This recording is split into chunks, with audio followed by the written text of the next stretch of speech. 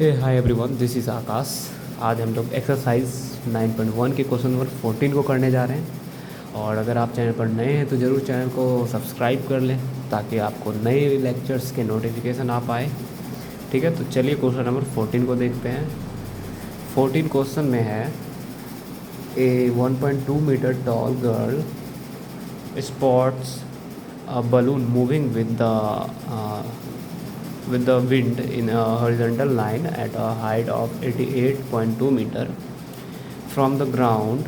The angle of elevation of the balloon from the eyes of the girl at any instant is 60 degree.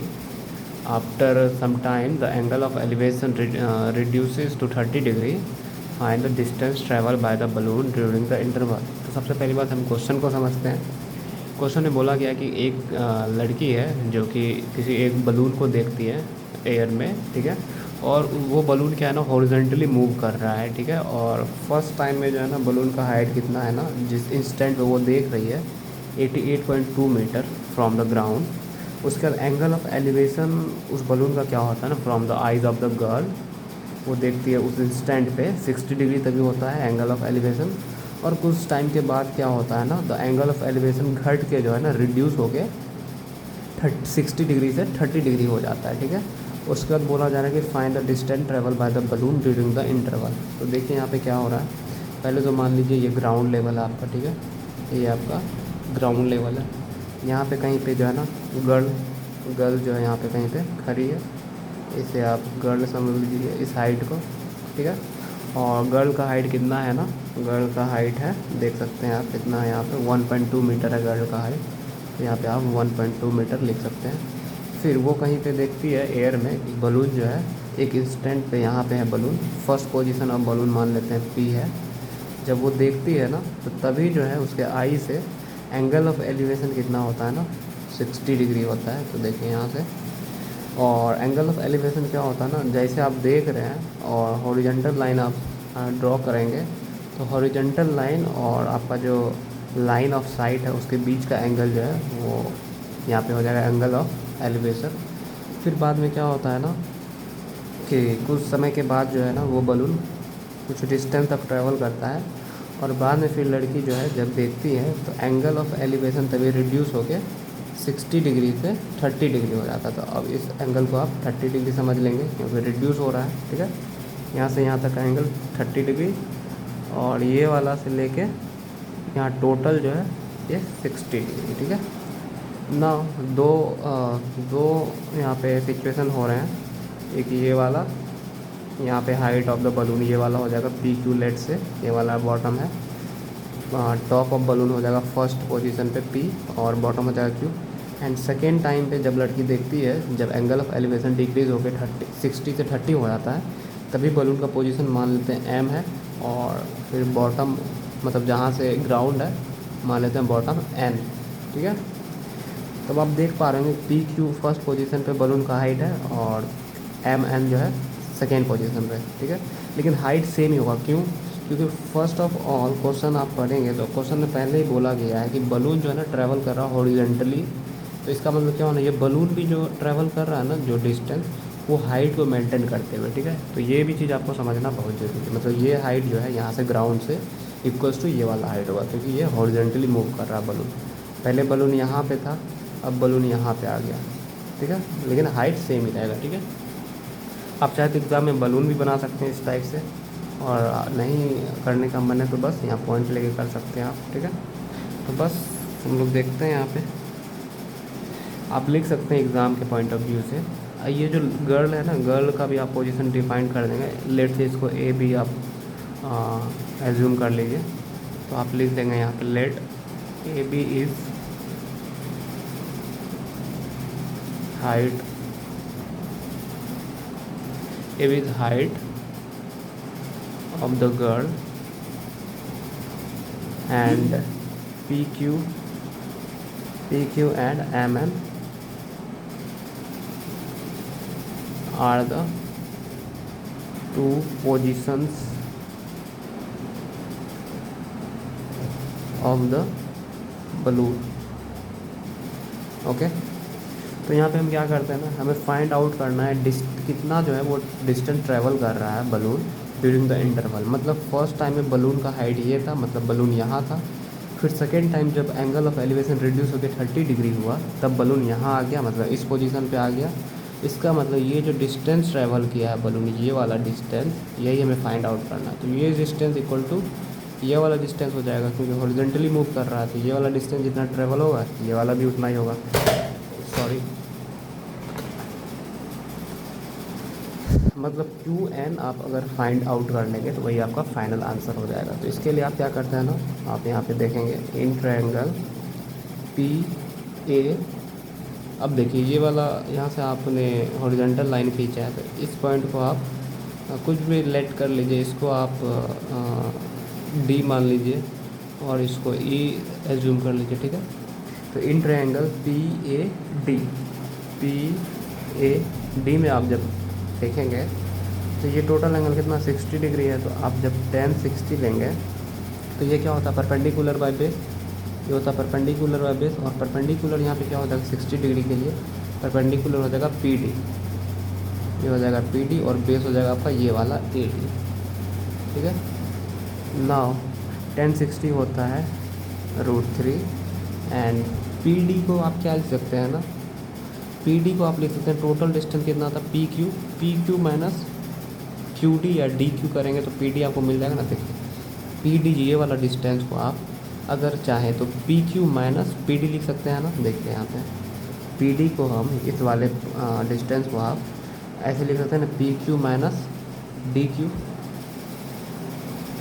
ये total distance में अगर ये वाला distance घटा देंगे आप इतना हो तो बचेगा इतना ही ना। इसीलिए हम पी डी को जो है ना P Q minus D Q को मतलब डी क्यू लिख दिए, डिवाइडेड बाई ए डी है।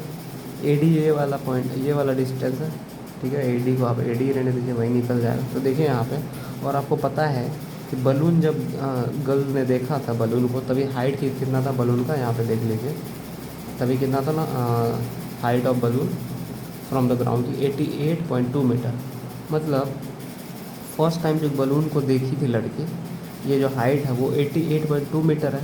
और आपको पता है कि बलून हॉरिजॉन्टली मूव भी किया था, मतलब हाइट डिक्रीज़ नहीं हुआ था। इसका मतलब ये वाला भी हाइट सेम रहेगा। इसका मतलब ये वाला हाइट जो है 88.2 मीटर की रह जाएगा, और ये वाला भी हाइट 88.2 मीटर की रह जाएगा, ठीक है।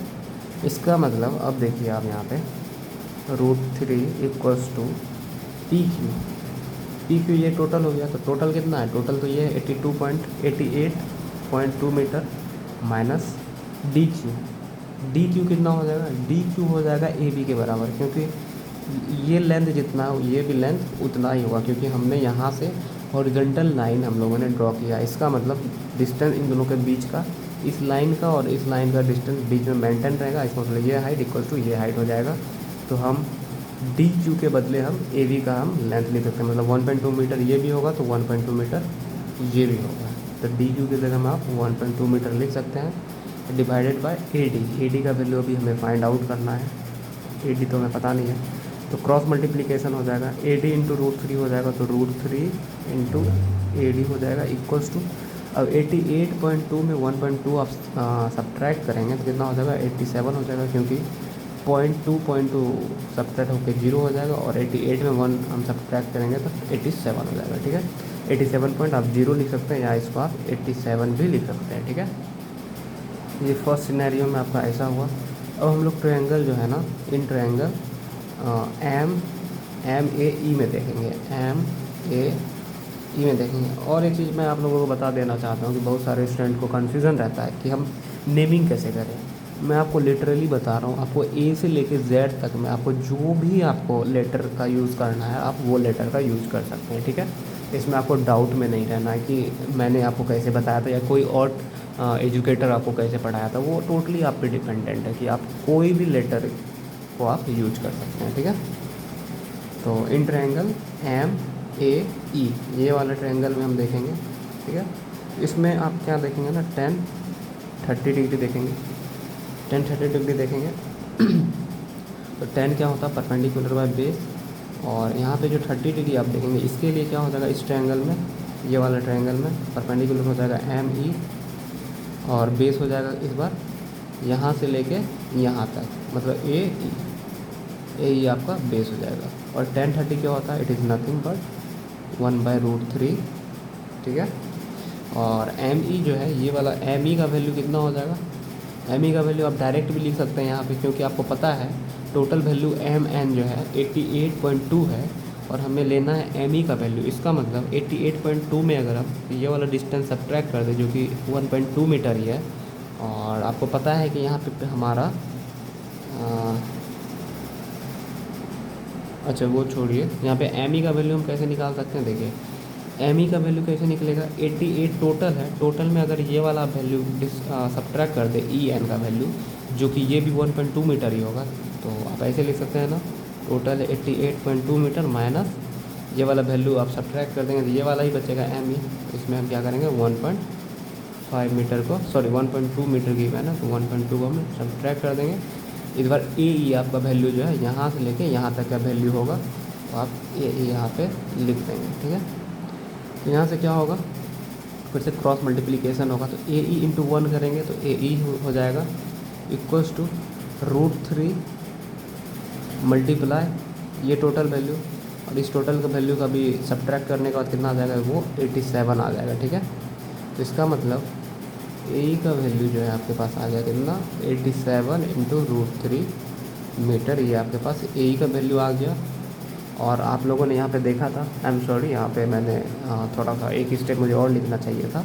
तो यहाँ पे ए डी का वैल्यू कितना आ जाएगा ना, ए डी का वैल्यू यहाँ पे आ जाएगा कितना, 87, यहाँ पे मल्टीप्लिकेशन में √3, जब √3 को हम राइट साइड शिफ्ट करेंगे तो मल्टीप्लिकेशन में इधर आके क्या हो जाएगा, डिवीज़न में हो जाएगा, तो 87/√3 हो जाएगा। और आप 87 को आप क्या लिख सकते हैं ना, 29 इंटू 3 लिख सकते हैं। जब 3 से मल्टीप्लाई करेंगे 29 को तो वो 87 ही आएगा। आप एक बार चेक कर सकते हैं, 3 9 3 9 27, 2 और 3 2 6 2 8 87 सही है। फिर आप क्या करेंगे ना, 29 इंटू 3 को आप √3 इंटू √3 लिख सकते हैं, आपको पता है, मैंने बताया बहुत बार अपने लेक्चर्स में।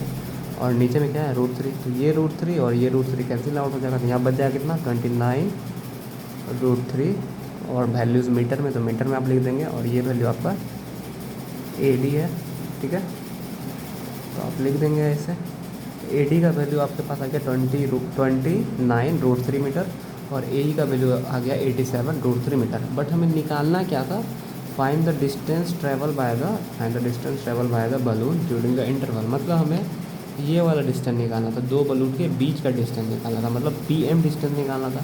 आप पी एम डिस्टेंस बोले ये वाला, या फिर ये वाला डिस्टेंस बोले आप, क्योंकि दोनों तो पैरेलल ही है ना। तो ये वाला डिस्टेंस कैसे निकलेगा, ये वाला डिस्टेंस निकालने के लिए हमको क्या करना पड़ेगा ना, ये टोटल वैल्यू में से ये वाला हमें सब्ट्रैक्ट करना पड़ेगा। और हमारे पास टोटल वैल्यू पता है कितना, ए ई हमारे पास पता है कितना 87 √3 मीटर, और उसमें अगर हम ये वाला वैल्यू सब्ट्रैक्ट करते हैं ए डी का वैल्यू, जो कि हम लोगों ने यहाँ पर निकाला, ए डी का वैल्यू 29 √3 मीटर, तो ए ई में जब हम ए डी सब्ट्रैक्ट कर देंगे, मतलब ये टोटल में से ये वाला सब्ट्रैक्ट कर देंगे तो यही मिलेगा। इसका मतलब ए ई माइनस ए डी करेंगे तो हमें ये मिल जाएगा, जो कि हमें रिक्वायर्ड वैल्यू हमें यही चाहिए, तो हम वही करेंगे। सो डी ई का वैल्यू क्या आ जाएगा, डी ई हो जाएगा A E value minus A D, बस आपको वैल्यू पुट करना है। तो ए ई का वैल्यू है 87 √3 माइनस ए डी का वैल्यू है 29 √3, और ऑल ऑफ वैल्यू तो मीटर्स में आएगा। तो यहाँ से आप क्या कर सकते हैं ना, √3 आप कॉमन ले सकते हैं। जब √3 आप कॉमन लेंगे तो यहाँ बन जाएगा 87, फिर ये वाला माइनस यहाँ बन जाएगा 29, फिर से आप फर्दर सिंप्लीफाई करेंगे तो √3 आ जाएगा इंटू 87 में 29 अगर आप सब्ट्रैक्ट करेंगे तो कितना आ जाएगा ना, 8 इधर आ जाएगा, ठीक है। फिर इधर 7 में 7 - 2 5 58, और 58 √3 मीटर आपका ये वैल्यू आ जाएगा, डी का वैल्यू। और डी आपका ये वाला रिक्वायर वैल्यू था, या आप बोल सकते हैं distance travel by the balloon during the interval, वही वैल्यू हो जाएगा। तो आप लिख सकते हैं, so distance travel by the